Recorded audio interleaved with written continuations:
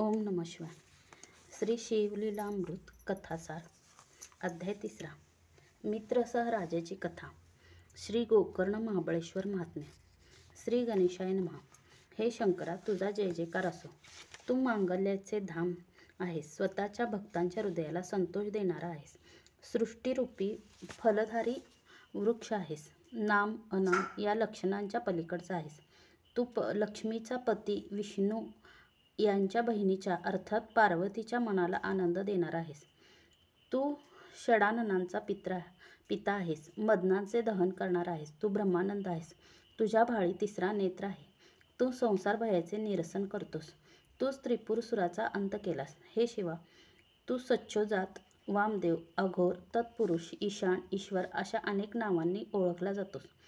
तू अर्धनर व अर्धनारी या स्वरूपात नटून या सृष्टीत सर्वत्र अधिष्ठित आहेस. गिरिजा म्हणजेच पार्वती. तिचे मन तुझ्या ठायी रमते. तू कैलास पर्वताचा ईश्वर आहेस. आपल्या मस्तकी गंगा धारण करतोस. तू सर्वरूपी भूषणे घालतोस. सर्व व्यापक आहेस. मनाला मोहित करून त्याला आंधळे करणाऱ्या मदनाचे तू दमन करणारा. तू सर्वांच्या पलीकडचा आहेस. निरंजन म्हणजेच मलरहित आहेस. तू सत्व, रज, तम या त्रिगुणांच्या पलीकडचा आहेस. तू दुधाच्या फेसाप्रमाणे अत्यंत धवल वर्णाचा आहेस. तू जगाला जीवन देणार आहेस. तू माझ्यावर कृपा करून 2ऱ्या अध्यायात शिवरात्रीचा महिमा वर्णन करविलास. यानंतर येणाऱ्या कथेची रचना मी कशी करू? हे पंचवदना, हे पंचमुकुट धारण करणाऱ्या शिवा, आता तूच मला प्रेरणा देऊन ही कथा माझ्याकडून वदवून घे. मित्रसह झाला कल्माशपाद. नैमिषारण्यात महामुनी सुत शौनिकादिकांना अत्यंत अद्भुत अशा शिवलीला वर्णन करून सांगत होते.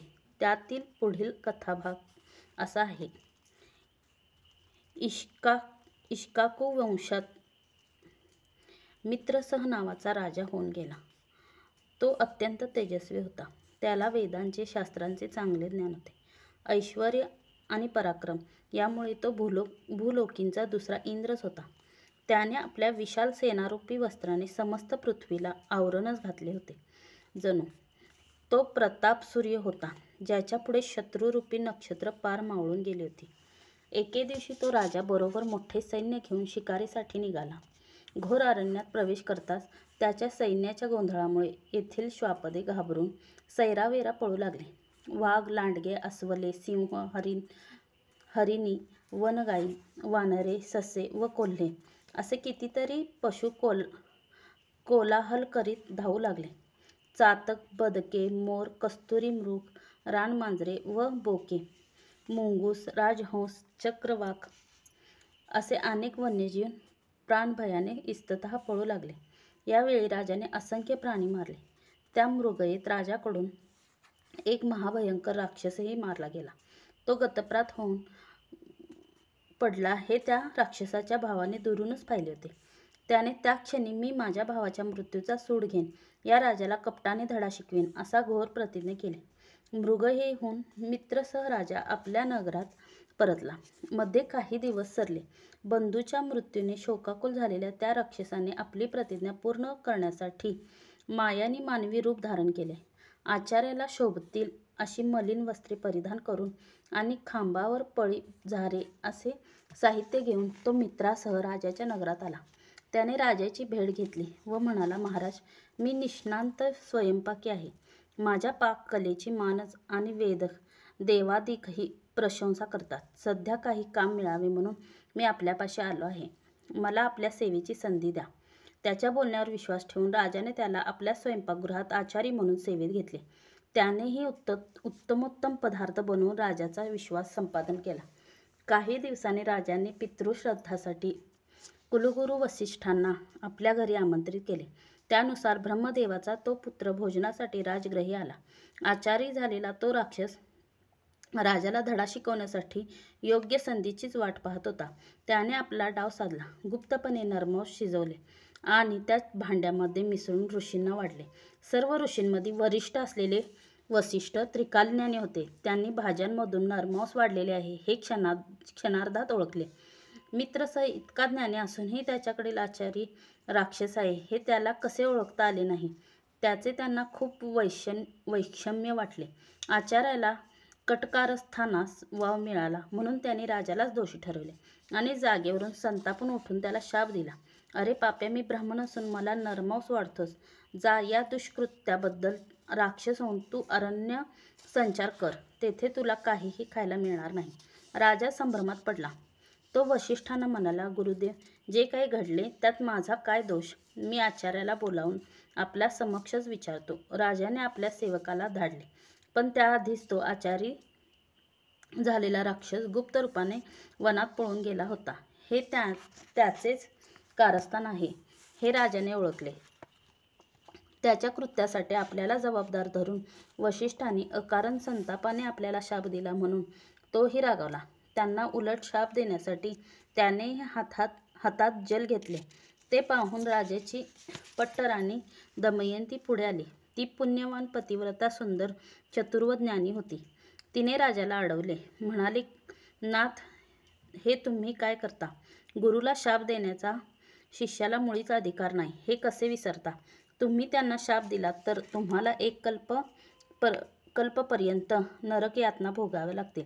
राजा थांबला. तो राणीला म्हणाला, तू खरोखरच चतुर आहेस. माझी अधोगती टाळलीस. आता माझ्या हातात असलेल्या या जलाचे काय करू? ते भूमीवर टाकले तर ती दग्ध होईल, पण धान्य उगवणार नाही. मग राजाने ते जल आपल्या पावलांवर टाकले. त्याच्या प्रभावाने त्याचे दोन्ही पाय काळे पडले.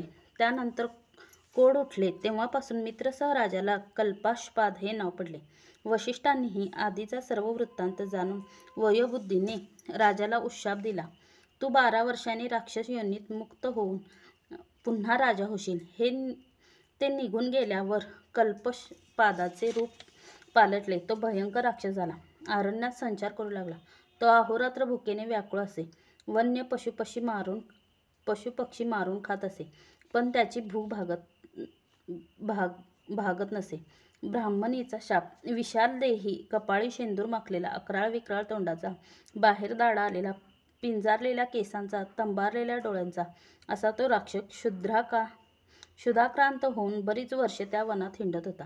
एके दिवशी त्याने 12 वर्षाच्या एका सुंदर ब्राह्मण पुत्राला पाहिले.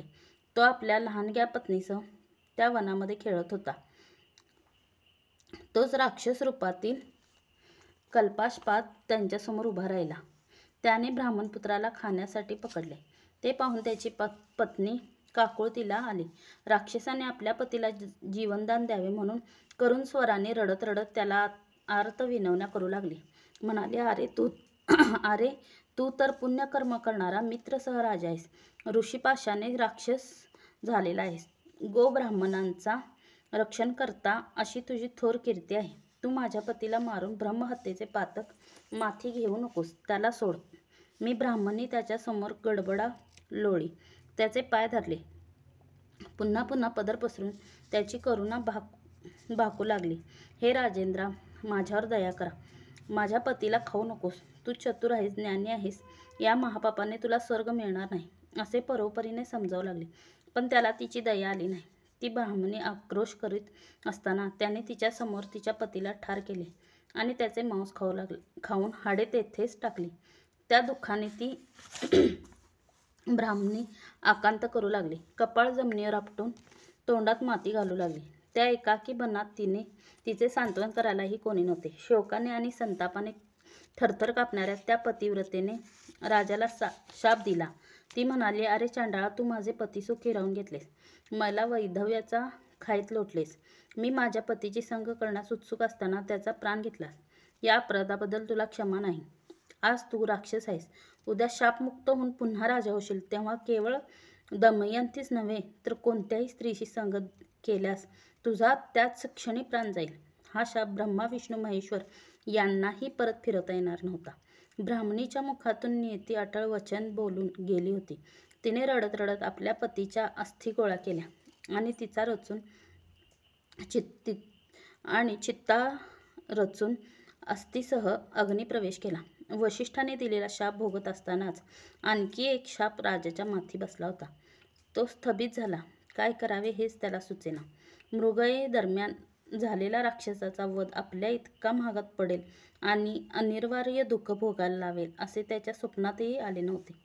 असो, 12 वर्ष पूर्ण होताच राक्षस आलेल्या कल्माक्षपादास पुन्हा पूर्वीचे रूप प्राप्त झाले. तो नगरात परतला. एका तपानंतर त्याची दमयंतीची भेट झाली. पण ब्राह्मणीच्या शापाने त्याच्या अंतःकरणात ठसलेली चिंता त्याला स्त्री सहवासापासून सारखी परावृत्त करीत होती. आपल्या पतीचे काहीतरी बिनसले आहे हे त्याच्या चाणाक्ष राणीने बरोबर ओळखले. मग राजानेही आपले मन मोकळे केले. वनात घडलेल्या ब्रह्महत्येचा सर्व वृत्तांत त्याने तिला सांगितला. हे ऐकून तिच्या आनंदावर विरजण पडले. तिच्यासाठी ती फार मोठी दुःखद घटना होती. ती कपाळ बडवून रडू लागली. म्हणाली, हाय हाय रे देवा, कोणते पूर्वकर्म आडवे आले. पती सौख्याला मुकले, आपला निर्वश झाला. तिच्या दुःखाला पारावर उरला नाही. थोड्या वेळाने स्वतःला सावरून ती राजाला म्हणाली, नाथ, जे झाले आहे ते झाले. दैवगती कोणाला चुकली आहे. आता मात्र सावध राहा. मनाला आवरा. वासना अतिशय वाईट असते. ती कधी घात करील याचा नेम नाही. ब्रह्मचर्य पालन करून स्वतःचा जीव वाचवा. कोणत्याही स्त्रीशी बोलू नका. हे निखाऱ्यांच्या शयेवर निजण्यासारखे आहे. मोठे अग्निदिव्य आहे, ते तुम्हाला करावेच लागेल. दिवसामागून दिवस जात होते. प्रिय पत्नीचा सहवास लाभूनही राजा स्त्री सुखापासून वंचित झाला होता. त्याच्या संसाराला काही अर्थच उरला नव्हता. तो अहोरात्र तळमळत होता. केल्या कृत्याचा पश्चाताप वाटून स्वतःला दोष देत होता. मुक्त संचारी वाघाला सापळ्यात पकडावे, नागाचे दात पाडून गारुड्याने त्याला दिन करून टाकावे, मदोन्मत बैलाला वेसन घालावे, या मोठ्या हत्तीला धरून अंकुशाच्या माराने आवरावे, तशी शापामुळे त्या बलाढ्य राजाची हीनदीनावस्था झाली होती. वंशवृद्धीचाही प्रश्न होताच. त्याने धर्मशास्त्र पाहिले. अशा संकटकाळी गुरुकडून नियोग पद्धतीने आपल्याच पत्नीच्या गर्भातून पुत्र उत्पत्ती करता येते अपवाद करून धर्मशास्त्राने ही सवलत दिलेली आहे हे कळताच त्याला हायसे वाटले. त्याने वसिष्ठांची भेट घेतली. त्यांना आपली व्यथा सांगून दमयंतीस भोगदान देण्याची विनंती केली. त्यामुळे त्यांच्यापासून दमयंतीस एक दिव्य पुत्र झाला.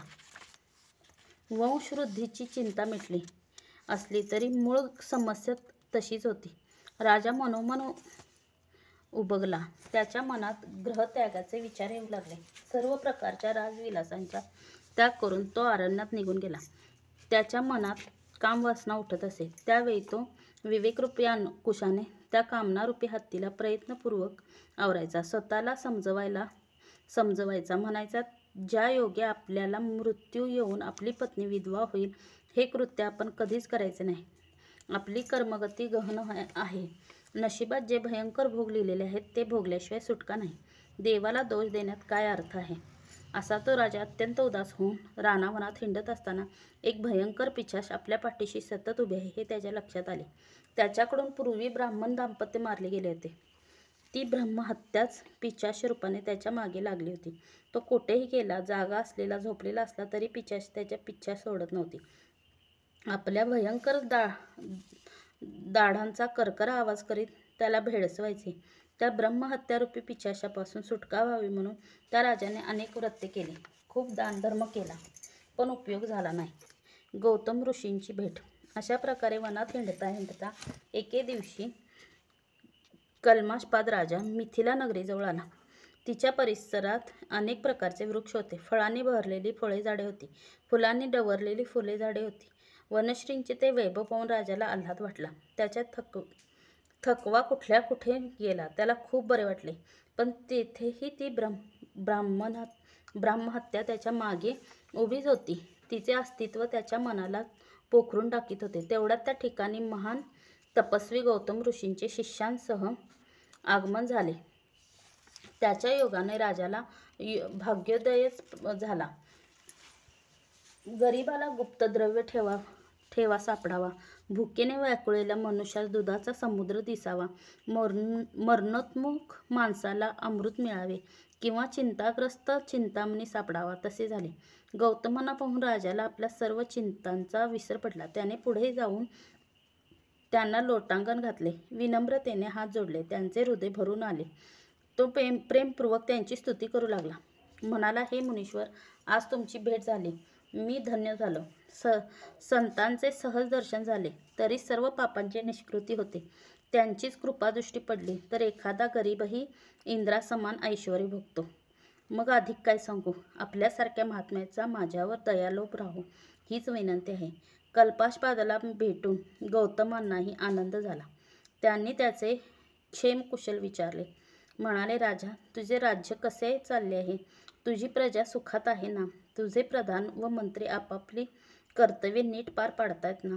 ब्राह्मण, क्षत्रिय, वैश्य, शूद्र असे चारही वर्गांचे लोक स्वधर्माने वागत आहेत. त्यांना तुझी पत्नी, मुलगा, सेवक व पशु हे सर्व सुखरूप आहेत ना? राजा म्हणाला, मुनिराज, आपल्या कृपेने सर्व कुशल मंगल आहे.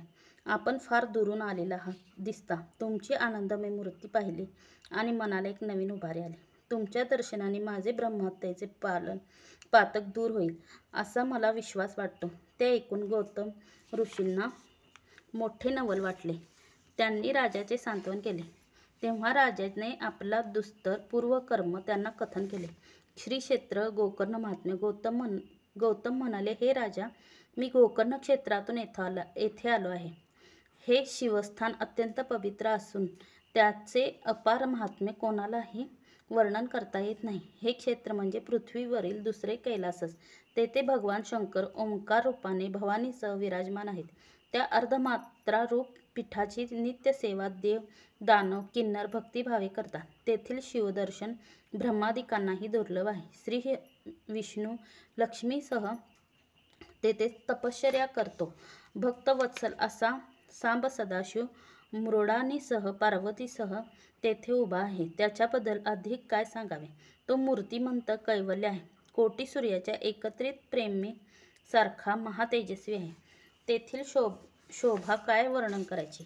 इंद्र व ब्रह्मदेवाचे सनकादिक पुत्र अहोरात्र तेथेच वास करतात. देव, वृक्ष आणि पाषाण यांची रूपे घेऊन तेथे राहतात. परमज्ञानी व्यास महर्षी तेथे अनुष्ठान करतात. वशिष्ठ, मृग व परशुराम यांनाही तेथेच राहायला आवडते. तेथे शिवदर्शनासाठी नेहमीच गर्दी असते. नारद व तुंबरू तेथे शिवलीलांचे गायन करतात. तेथे उभे असलेले देवांचे समुदाय शिव शिव, हर हर, शिव हर शंकर अशा प्रकारे अत्यंत आनंदाने शिवनामांचा अखंड गजर करतात. ऋषी वेदघोष करतात. अष्टनायिका नृत्य करतात. तर गंधर्व आपल्या सुश्राव गायनाने त्या महेशाला तोषवितात. गोकर्ण हे एक अतिशय उत्तम, तेजोमय व गुणरम्य असे स्थान आहे. त्यांचा परिसर नानाविध वृक्षवल्लीने रमणीय असा आहे. तेथील शिवालयात शुभ्र लखलखीत असे सिंहासन आहे. त्याची चारी महाद्वारे रत्नखचित आहेत. पूर्वद्वारावर ऐरावतावर आरूढ असा इंद्र आहे. यम दक्षिण द्वाराचे रक्षण करतो. पश्चिम द्वारीवरून तर उत्तरेच्या द्वारावर शंकरांचा परममित्र कुबेर रक्षणार्थ उभा आहे. कर्पूरगौर व भवानी यांचे निवासस्थान म्हणजे संतांचे व साधकांचे माहेरघर आहे. त्या मूर्तीचे ध्यान करावे. त्याच्या भोवती असलेल्या महासिद्धींचे पूजन करावे. त्याच्या भोवती असलेली आवरण देवता कात्यायनी व अष्टभैरव यांची पूजा करावी. तेथे 12 आदित्य, 11 रुद्र, 8 वसु व 8 दिक्पाल हात जोडून अहर्निश उभे असतात. अष्टसिद्धी व नवनिधी तेथेच राहून विनम्र भावाने शंकरांची आराधना करतात. हे राजा, मीही नेहमी तेथेच राहतो. इतर क्षेत्री लाखो वर्ष केलेली तपश्चर्या ही गोकर्ण क्षेत्रात केलेल्या एका दिवसाच्या तपा एवढी असते. येथे जप तपादी कर्मे केल्याने तो सदाशिव लगेच प्रसन्न होतो. येथे सोमवार, अमावस्या, संक्रांत, प्रदोष, पर्वकाळ या वेळात समुद्र स्नान केल्याने सर्व तीर्थस्नानांचे पुण्यफल लाभते. पूर्वी रावण, कुंभकर्ण व विभीषण यांनी तेथेच शिव अनुष्ठान केले होते. मोक्षप्राप्ती करून देणारे असे हे निर्वाण लिंग रावणाने कैलासावरून आणले. त्याची गणपतीने तेथे स्थापना केली. सुतमुनी शौनकादिकांना मित्रासह राजाची कथा सांगत होते. त्यात ओघाने गोकर्ण महात्म्य सांगितले. ते ऐकून उपस्थित श्रोत्र्यांनी जिज्ञासा वाढवली. ते सुतांना म्हणाले, महाराज, शिवलिंग स्थापनेची ही कथा ऐकण्यास आम्ही अगदी आतुर झालो आहोत. त्याविषयी सविस्तर सांगा. मित्रसह राजाची कथा त्यानंतर सांगा. श्रोत्यांच्या आग्रहावरून सुतांनी जो कथाभाग सांगितलेला तो असा. महाबळेश्वरांची कथा. कैकेयी ही रावणाची आई. ती शिवभक्त होती. नित्य शिवाराधना करायची. शिवलिंगांची पूजा झाल्याशिवाय पाणीही ग्रहण करायचे नाही. रावणाचे कल्याण व्हावे, याला सर्वत्र विजय मिळावा म्हणून ती पंचधान्यांना पिठाचे शिवलिंग तयार करून त्यांची पूजा करायची. तिच्या उपासनेने रावण बलाढ्य झाला, तर तो कोणालाही ऐकणार नाही. स्वर्गावर स्वारी करून आपल्यालाही पदच्युत करीन, अशा प्रकारे विचार करून इंद्राने ते शिवलिंग कपटाने समुद्रात बुडवले. त्यामुळे कैकेयी निराश झाली. तिने अद्योदक वर्ज केले. श्रावण मातृभक्त होता. त्याने तिची समजूत काढली. म्हणाला, आई, चिंता करू नकोस. मी कैलासावर जाऊन शंकराकडून त्यांचे आत्मलिंगच मागून आणतो. तू त्याची पूजा कर. 14 विद्या 64 कलांमध्ये रावण पारंगत होता. त्याने वेदांचे विभागवार अध्ययन करून सार ज्ञान मिळवले होते. तोही शिवभक्त होता. शंकराला प्रिय होता. मातेला शब्द दिल्याप्रमाणे तो कैलासावर गेला. तिथे दीर्घकाल थोर तपश्चर्या केली. मग शंकरांना प्रसन्न करून घेण्यासाठी प्रेमपूर्वक अद्भुत गायन केले.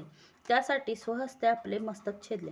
शिरा काढून त्यांच्या स्वरयुक्त तारा बनवल्या. त्या वाद्यांना जोडून राग, रागिण्या व उपराग यांचे शास्त्रोक्त गायन केले. मूर्छना, कंपन आदींनी युक्त सप्तस्वर तालबद्ध असे दिव्य संगीत गायले. नानाविध गद्य पद्य रचना, गीते, स्तोत्रे वेगवेगळ्या शैलीत म्हटले. शिवलीलांचे वर्णन केले. शिवनामाचा अखंड जप केला. त्याने प्रेमपूर्वक केलेल्या या उत्कट आराधनेने व तपश्चर्येने शंकर प्रसन्न झाला. रावणासन्मुख प्रकट होऊन तो म्हणाला, दशानना, मी तुझी सेवा भक्ती पाहून अत्यंत संतुष्ट झाला. तरी इच्छित वर मागून घे. रावण म्हणाला, भगवन, मला आपले आत्मस्वरूप लिंग द्यावे. तसेच त्रिभुवनात अत्यंत सुंदर अशी स्त्री द्यावी. तेव्हा या भोळ्या शंकराने निजभक्तांचे मनोरथ पुरवण्यासाठी आपल्या हृदयातून अत्यंत दैदिप्यवान असे आत्मलिंग काढून रावणाच्या हाती दिले. त्याच्या औदार्याची ती परिसीमाच होती. त्या दिव्य आत्मलिंगाबद्दल काय सांगावे. ते लिंग म्हणजे ब्रह्मानंदरूपी रसांचे ओतू साकार रूप. ब्रह्मादिकांनी अत्यर्क व अप्राप्य मुनिजांचे ध्येय, सनकादिकांचे पूज्य दैवत, वेदशास्त्रे व पुराणे यांचे महात्म्य आवडीने सांगतात. ते लिंग म्हणजे त्रिगुणातील परब्रह्म, अजित, अनाम, सतचित, आनंदाचे निधान, योग्यांचे विश्रांतीस्थान, परमशांतीरूप निर्याणधाम, साक्षात मोक्ष, ज्याने इच्छामात्रे चित्रविचित्र अशी अनंत ब्रह्मांडे रचली. त्यांच्याविषयी बोलताना वेदशास्त्रे वादविवाद करून मौनावली त्याचे हे निजरूप सहस्रावधी बालवरीप्रमाणे अत्यंत तेजस्वी प्रभा असलेले असे ते पुरातन दिव्य लिंग रावणाने आदरपूर्वक आपल्या हाती घेतले. त्यानंतर शिवापुढे नतमस्तक होऊन तो म्हणाला, हे त्रिलोचना, तू त्रिदोषांचे शमन करणार आहेस, सर्वोत्तम आहेस, सतचित्त आनंद स्वरूप आहेस, नामरहित या पलीकडचा आहेस. तू माझी पहिली इच्छा पुरवलीस. आता मला त्रिभुवनात अत्यंत सुंदर लावण्य सागरातील अनुपम रत्न व अर्पणेचीच दुसरी प्रतिमा अशी स्त्री दे. त्यावर शंकर म्हणाला, वत्सा, अपर्णेसारखी दुसरी सुंदर स्त्री निर्माण करणे ब्रह्मदेवालाही शक्य नाही, म्हणून तू हिलाच घेऊन जा. रावणाला तेच हवे होते. अपर्णा मिळाल्याने त्याला खूप आनंद झाला. त्याने पार्वतीला आपल्या खांद्यावर घेतले आणि एका हाती शंकरांचे दिव्य आत्मलिंग घेऊन दक्षिणेकडे निघाला. शंभू महादेवांची लीला अतर्क्य आहे हे पार्वतीला चांगले ठाऊक होते. त्याने तिला रावणासमवेत पाठविले असले तरी लिंगरूपाने तो तिच्याबरोबरच होता. या घटनेतून पुढे काहीतरी चांगलेच घडणार आहे याची जाणीव असल्यामुळे ती रावणाबरोबर निघाली होती. हे दृश्य पाहून देवांमध्ये मोठी खळबळ माजली. हे काय झाले या विचाराने गजानन, स्कंद, कार्तिकेय, वीरभद्र, नंदी, शिव परिवारातील सर्व अक्षरशः तळमळू लागले. हे आगतिक होऊन शंकराला म्हणाले, सदाशिवा, हे हो कसले औदार्य. निजभक्ताला भवानीच देऊन टाकलीत. त्यांची चिंतामग्न अवस्था पाहून शंकर हसून म्हणाले, अरे, काळजी कसली करता. तो वैकुंठधाम भवानीचा भाऊ आहे. तिचा कैवार घेऊन तो आता धावत येईल पहा. त्यावर गजानन, क्षडानन काय बोलणार. ते बिचारे गप्पच राहिले. इकडे रावणाबरोबर जाताना भवानी मनोमन विष्णूंचा धावा करीत होती. हे विष्णू, हे कमलजल, हे कमलज तात, लवकर धाव. हे लक्ष्मीपते, हे कमलनयना, हे वेदशास्त्रांना वंदनीय असणाऱ्या नारायणा, हे सुहास्य वदना, हे नील मेघासमान कांती असणाऱ्या वैकुंठनाथा, सत्वर धावते, मला सोडव. तू मधु, कैटम, नरकासुर, मुरा आदी दैत्यांचा वध केलास. भक्तांच्या रक्षणासाठी 10 अवतार घेतलेस. हे पितांबरधारी जनार्दना, तू जगद्गुरू आहेस. मदनाचा अंत करणाऱ्या माझ्या पतीला अर्थात शंकरांच्या मनाला आनंद देणार आहेस. तू प्रद्युम्नात श्रीधरा, तू दृष्ट असुरांचा नाश करणारा आहेस. अत्यंत उद्धार आहेस. माझी आर्तता जाणून अविलंब धावते. त्यात आता तू सहाय्य करता आहेस. पार्वतीची हाक ऐकून विष्णू वेगाने धावले. ब्राह्मणांचे रूप घेऊन रावणाच्या मार्गात उभे राहिले आणि म्हणाले, दशानना, तू धन्य आहेस.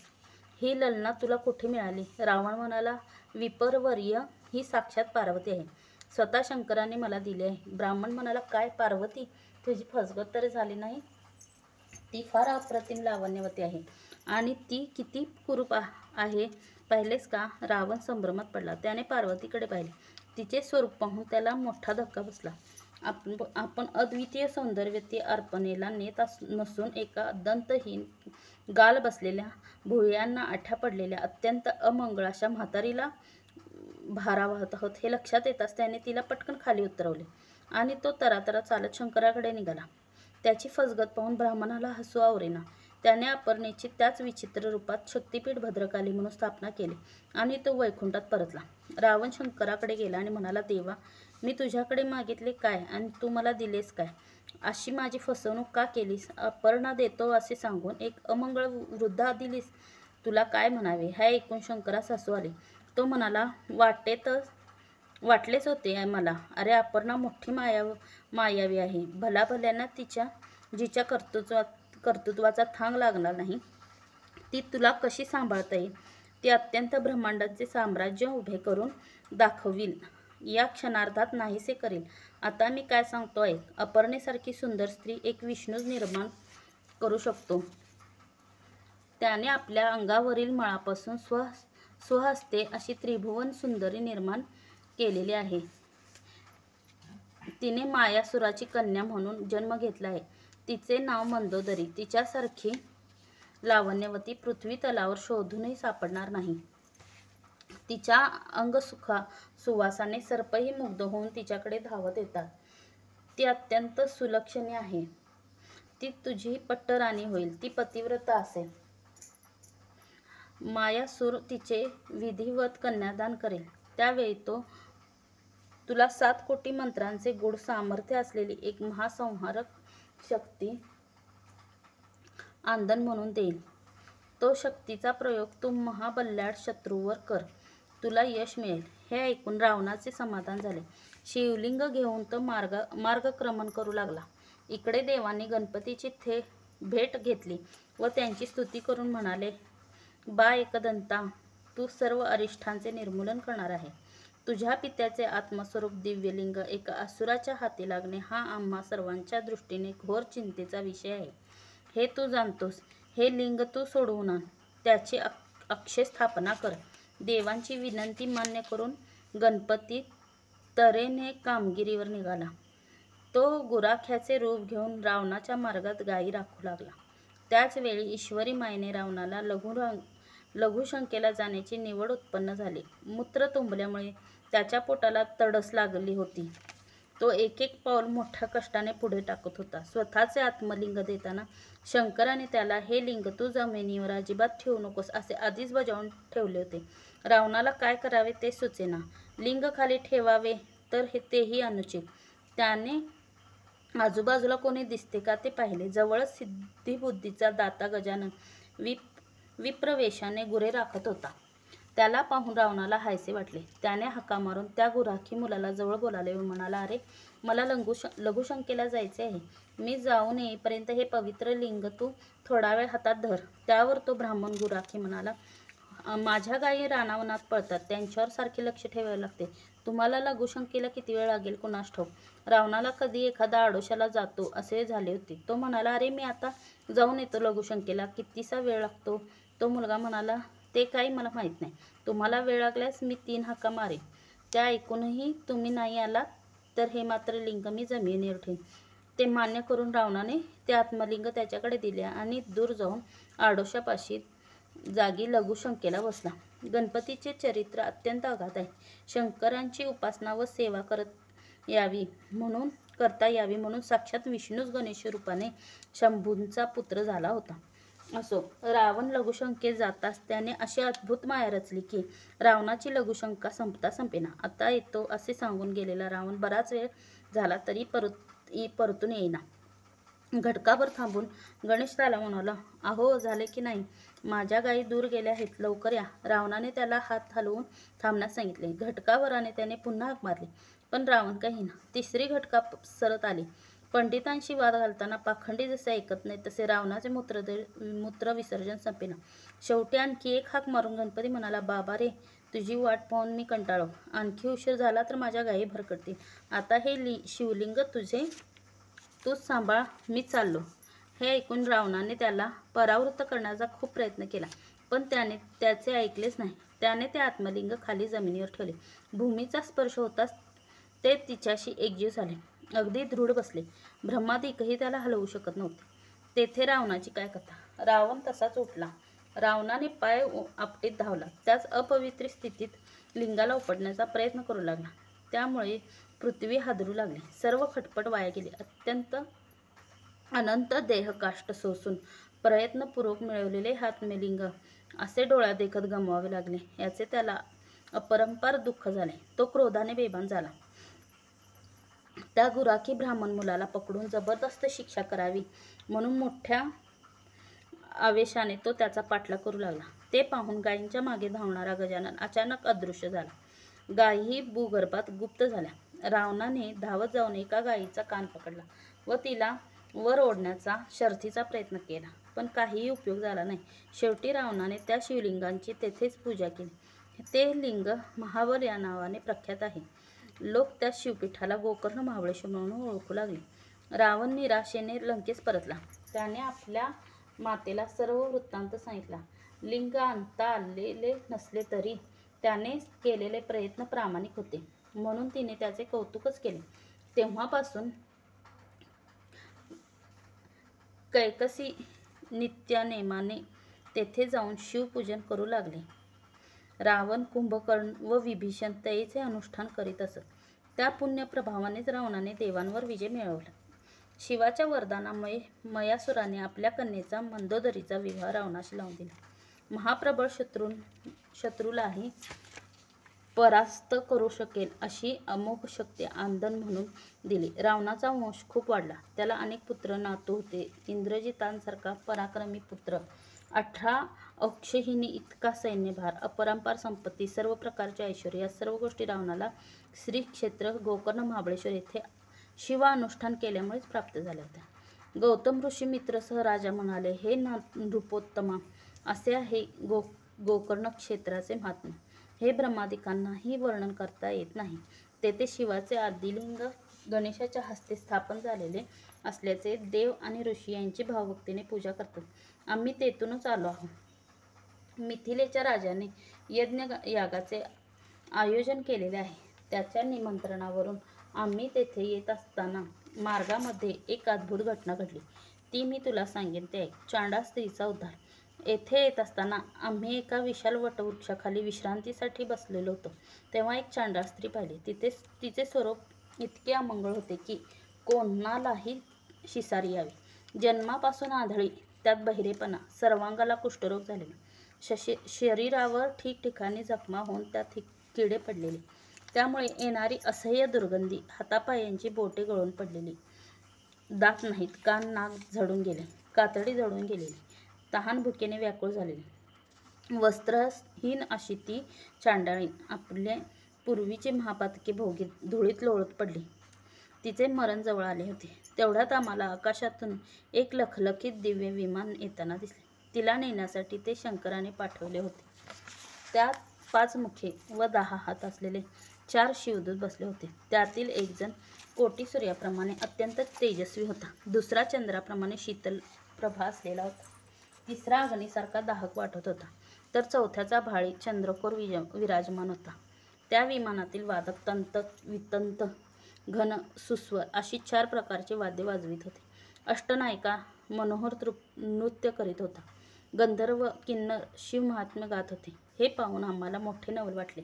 मी त्यांना विचारले, काय हो, हे दिव्य विमान घेऊन तुम्ही कोणाचा उद्धार करण्यासाठी आलात? शिवदूत म्हणाले, आम्ही आमचे स्वामी शंकर यांच्या आज्ञेने या चांडाळणीला शिवलोकी नेण्यासाठी आलो आहोत. ते ऐकून मला आश्चर्याचा धक्काच बसला. मी पुन्हा विचारले, ही चांडाळ स्त्री आपल्या पूर्वजन्मकृत पापांचे भयंकर फळ भोगत आहे. पाहिलीत तिची दुर्दशा. आपण तिला कोणत्या पुण्याईने शिवलोकी नेत आहात ते कृपा करून सांगा. शिवदूत म्हणाले, ऋषीवर्य, पूर्वजन्मी ही स्त्री केकय नावाच्या ब्राह्मणांची कन्या होती. तिचे नाव सुमित्रा. तिला आपल्या सौंदर्याचा खूप गर्व होता. ती कोणालाही जुमानत नसे. कैकेयीने तिचे लग्न लावून दिले, पण ती बालपणीच विधवा झाली. तारुण्यात पदार्पण केल्यावर ती स्वधर्म विसरली. शरीराची भूक भागवण्यासाठी वाममार्गाला लागली. परपुरुषांशी चोरून संबंध ठेवू लागली. पित्याने तिला समजवण्याचा खूप प्रयत्न केला, पण तिने त्याचे ऐकले नाही. त्याने तिला शिक्षाही केली, पण तिचे वर्तन सुधरेना. याचा व्हावया तोच परिणाम झाला. जार कर्मामुळे ती गरोदर राहिली. ही गोष्ट क्षटकरणी होताच सर्व लोक निंदा करू लागले. तिच्या दुर्व्यवहाराला कंटाळलेल्या बापाने शेवटी तिला घराबाहेर काढले. डोक्यावर छप्पर नाही, माहेरचा आधार तुटलेला आत्मस्वकीयांनी तर केव्हाच पाठ फिरवली होती. ती आश्रयासाठी वणवण हिंडू लागली. तिने स्वदेश सोडला. दुसऱ्या प्रांतातील एका श्रीमंत शूद्राने तिला आश्रय दिला. तिच्याशी लग्न केले. त्या भविष्याची चिंता नव्हती. पैसा अडका हाती खेळत होता. त्या शूद्रापासून तिला अनेक मुले झाली. त्याच्या घरी मद्य मांसाला तोटा नव्हता. मग मीही मांस भक्षण करू लागलो.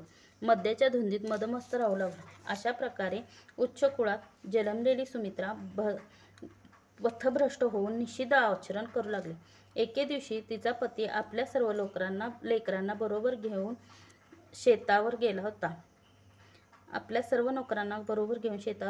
त्यावेळी तिला भूक लागली म्हणून ती मद्याच्या धुंदीतच उठली. तिचे डोळे उघडत नव्हते. तोलही सावरता येईना.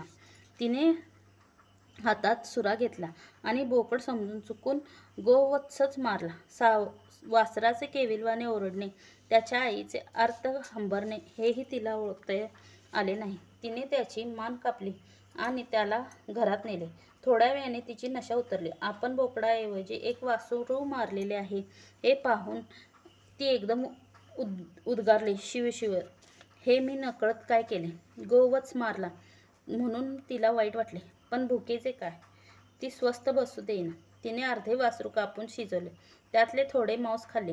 मग वासराचे कलेवर बाहेर टाकून दिले व आरडाओरडा करून काल रात्री आमचे वासरू वाघाने खाल्ले असा बोभाटा केला.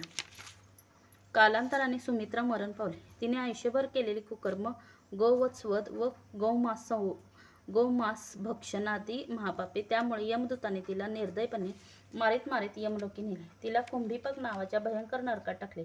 तेथील तरवारीसारखे टोकदार गवत उगवलेल्या रानात फिरवले. तेथील तापवलेल्या भूमीवर लोळवले. तेथील खांबाला बांधले. तिला अशा प्रकारे अनंत यातना देऊन झाल्यावर यमाने चित्रगुप्ताला विचारले, तिच्या गाठीशी काही पुण्य आहे की नाही? तो म्हणाला, गाईचे वासरू मारल्यावर तिने शिव शिव असे म्हणून क्षणभर पश्चाताप केला होता. तिने शिवनाम घेतले एवढेच पुण्य आहे. मग तिने एकदाच घेतलेल्या या शिवनामाच्या पुण्याईने यमाने तिला अन्य योनीत न घालता पुन्हा मनुष्य योनीत चांडाळ स्त्रीच्या जन्माला घातले. मनुष्य जन्म मिळाला तरी ती गर्भात असल्यापासून आंधळी होती, कुलक्षणी होती. ती मलमूत्रात लोळायची. लोकांनी टाकलेले, कुत्र्याने उष्टावलेले असे अन्न खायचे. लहान असतानाच तिचे आईवडील वारले. ती निराधार व अनाथ झाली. हातात काठी घेऊन गावोगावी भीक मागत ती हिंडू लागली. त्यातच तिला कुष्ठरोग झाला. उपासमारी ही भयंकर व्याधी, यामुळे तिला जीव नकोसा झाला. एके दिवशी शिवरात्रीच्या पर्वकाळी शिवदर्शन घेण्यासाठी असंख्य यात्रेकरू श्री क्षेत्र गोकर्णात जात होते. वाद्य वाजवत होती. शिवभक्त शिवनामाचा गजर करत होते. त्यांच्या मागे ही सुद्धा हळूहळू जाऊ लागली. येथे गेल्यावर भद्रकालीच्या देवळाजवळ बसली आणि हात पसरून लोकांकडे भीक मागू लागली. ती पापिनी आहे, माझ्यावर दया करा. मी पापिनी आहे, माझ्यावर दया करा. मला भूक लागली आहे, काही खायला द्या. तिच्या हाका ऐकून लोकांना तिची दया येत होती, पण तिला झालेला कुष्ठरोग व येणारी असह्य दुर्गंधी यामुळे कोणीही तिच्यापाशी फिरकले नाही. प्रदक्षिणा करणाऱ्या त्या एका भक्ताने मात्र तिच्या हातावर बेलाचे पान ठेवले. खाद्यवस्तू नाही म्हणून ती चरफडली. ते पान रागाने भिरकावून दिले. ते वाऱ्याने उडून शिवलिंगावर पडले. अशा प्रकारे तिला शिवरात्रीच्या पर्वकाळी यात्रा, उपोषण, बिल्व दलाचे पूजन, शिवभक्तांचा सहवास व जागरण घडले. लोक शिवनाम घेत असताना ही सुद्धा त्यांच्यासारखेच नामस्मरण करत होती. ती आता या वडाखाली येऊन पडली आहे. या नकळत घडलेल्या पुण्यकर्मामुळे तिची पूर्वजन्मींची सर्व पापे नष्ट झाली आहेत, म्हणून आम्ही तिला नेण्यासाठी आलो आहोत. गौतम ऋषी मित्रासह राजाला त्या चांडाळ स्त्रीचा वृत्तांत सांगत होते. ते पुढे म्हणाले, राजन, शिवगणाने आम्हाला तिचा पूर्व वृत्तांत सांगितला. तेवढ्यात आमच्या देखतच तिने रोगाने जर्जर झालेल्या त्या देहाचा त्याग केला. गोकर्ण क्षेत्रात मरण आले हेही तिचे सद्भाग्यच. पूर्व देहातून बाहेर येताच तिला दिव्य शरीर प्राप्त झाले. शिवगणाने तिला सन्मानाने शिवलोकी नेले, तिचे जन्म कल्याण केले. म्हणून माझे तुला असे सांगणे आहे की तूही आदरपूर्वक गोकर्णात जा. तेथे शिवरात्रीस पार्वतीसह महाबळेश्वरांची बिल्वपत्रांनी पूजा कर. तेथे तुझ्या चिंतेचे निवारण होईल. शिव महाप्रभूंच्या कृपाप्रसादाने तू ब्रह्महत्येसारखे पातक ब्राह्मणीच्या शाप यातून मुक्त होशील. ऋषीश्रेष्ठ गौतमाने मार्गदर्शन केले होते. राजाला खूप बरे वाटले. त्याने त्यांना नमस्कार केला. गौतम ऋषी जनकाच्या यज्ञासाठी मिथिला नगरीत गेले आणि मित्रासह राजा गोकर्ण क्षेत्राकडे निघाला. मित्रसह राजाचे शिवलोकी गमन. गोकर्ण क्षेत्रात प्रवेशल्यावर राजाला खूप धन्य वाटले. तेथील पावित्र्य पाहून तेथे शिवकृपेने आपला उद्धार नक्की होणार अशी त्याची खात्री झाली. त्याने शिवरात्रीस उपोषण केले. महाबळेश्वराचे दर्शन घेऊन त्याची भक्तिभावाने यथासांग पूजा केली. या सेवेने तो उमानाथ अत्यंत प्रसन्न झाला. त्याच्या प्रसादाने राजाच्या मागे लागलेले ब्राह्मण दाम्पत्याच्या हत्येचे पातक नाहीसे झाले. तो निर्दोष झाला. त्याचे मन प्रपंचाला उबगले. आपल्या शिवचरणी आश्चर्य मिळावा ही इच्छा दृढ झाली. त्याचे मनोगत जाणून भगवान शंकरांनी त्याला नेण्यासाठी दिव्य विमान पाठवले. त्यात परम तेजस्वी आणि मित्रांच्या एकत्रित दीप्ती समान दिव्य विग्रह कांती असलेले शिवगण बसले होते. त्यांनी राजाला सन्मानाने त्या विमानात बैसवले. तेव्हा राजालाही त्या शिवगणांसारखाच नवा स्वर्गीय देह प्राप्त झाला. त्याला 5 मुखे व 10 हात आले. देव त्याच्यावर दिव्य पुष्पहारांचा वर्षाव करू लागला.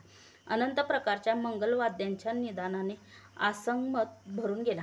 अशा प्रकारे मित्रासह राजाला शिवस्वरूप प्राप्त झाले. इंद्रचंद्रादिकांची स्थाने ओलांडून शिवगणांनी त्याला शिवलोकी नेले. श्रोते हो, असा आहे शिवरात्र व्रताचा महिमा. असा आहे गोकर्ण क्षेत्राचा महिमा. धन्य धन्य ते शिव मंदिर. तेथे शिवाचे आत्मलिंग दीनपतींच्या उद्धारासाठी सदैव अधिष्ठित आहे. त्याच्या पूजनाने राजाला स्वरूपता मुक्ती मिळाली. श्रीधर कवी म्हणतो, ज्यांनी हा इतिहास सांगितला ते गौतम ऋषी खरोखरच धन्य होते.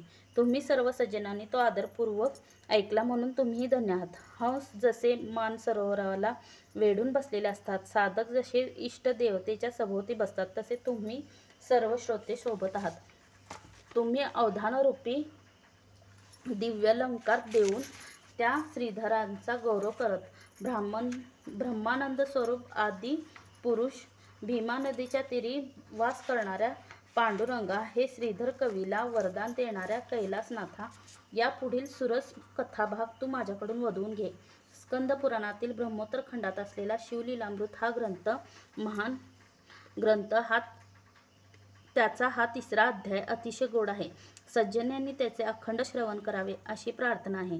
अध्याय 3रा समाप्त. श्री सांब सदाशिवार्पणमस्तु.